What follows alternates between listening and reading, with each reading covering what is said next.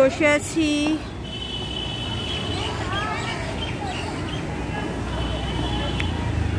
Cricket মাঠে, ছেলেকে নিয়ে এসেছি প্র্যাকটিস করাতে। ওই যে আমার ছেলে ওখানে বল করছে। হঠাৎ করে প্রচণ্ড কালো মেঘে আকাশটা যেন ভরে গেল, 4-5 ফোঁটা বড় বড় বৃষ্টির ফোঁটাও মাথায় পড়লো।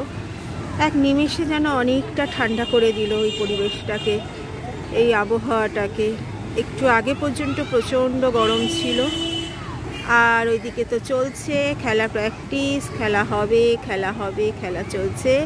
এদিকে সমস্ত গার্জেনরা দাঁড়িয়ে আছেন, কথা বলছেন।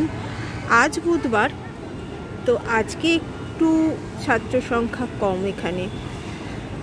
তো আমি বসে আছি অনেকক্ষণ ধরেই, ছেলে আমার ওই যে খেলছে ওখানে, দেখতেই পাচ্ছ।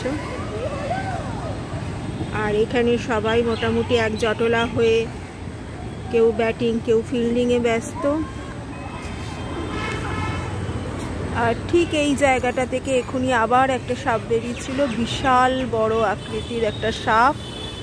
এই গাছের গুড়িটার ভেতরে ঢুকে রয়েছে অনেকক্ষণ থেকে, যেটা বেরোচ্ছে না। আমি ক্যাপচার করতে গিয়েও পারলাম না, তাড়াতাড়ি ঢুকে গেল।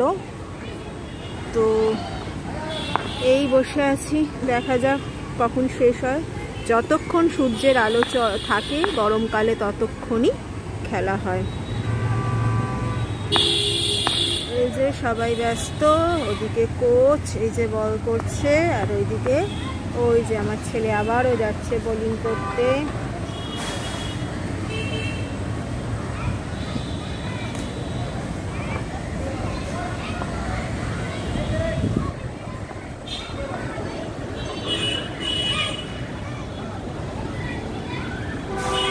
কি ভালো লাগছে এখন না বসে থাকতে এখানে, একটা ঠান্ডা হাওয়া দিচ্ছে।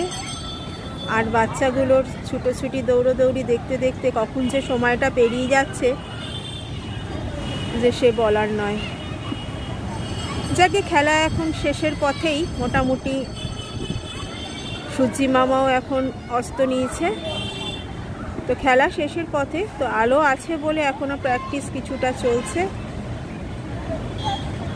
তো আবারও দেখা হবে অন্য কোনো ভিডিওতে, অন্য কোনো সময়। এখন সব সময় আসতে পারি না, তোমরা কিন্তু আমাকে ভুলে যেও না, এইটুকুই অনুরোধ। ভালো থেকো, সুস্থ থেকো, tata, bye bye, love you all.